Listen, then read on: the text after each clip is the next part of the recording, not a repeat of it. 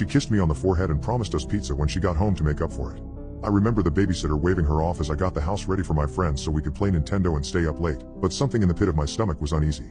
Like I'd missed the step up on the stairs.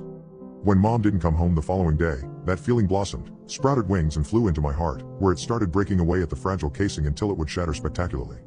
There was no funeral. The police seemed disinterested in finding her and my family said very little about it to me, just that she'd gone away and that I'd understand when I was older. I was a day away from turning 18 when my great-uncle Thaddeus told me I had to come to the family estate for my birthday, that it was time. I remember being pissed because I had a date with my high school crush, but that was of little interest to him and saying no wasn't a wise idea, so I gave in. We drove in relative silence for the majority of the journey.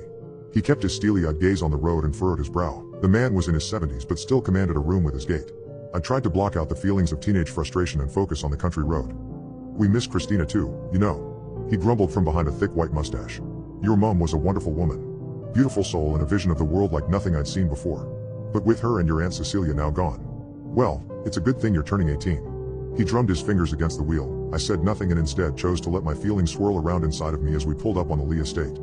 A secluded manor house in the countryside, it had sat here for nearly 3 centuries with upkeep repairs in various areas, but largely remained the same grandiose spectacle of architecture it had been when first constructed. All members of the Lee family were born here, myself included. It was a rite of passage, in a way. As we headed inside, the remnants of the party from Friday night still scattered around. A very somber atmosphere greeted me in the parlor room. Spread out amongst bean-bag chairs, leather couches, armchairs and ottomans were the entire adult Lee clan members. Among them were my great-aunt Agnes, Uncle George, Aunt Liza, cousins Mick and Ralph.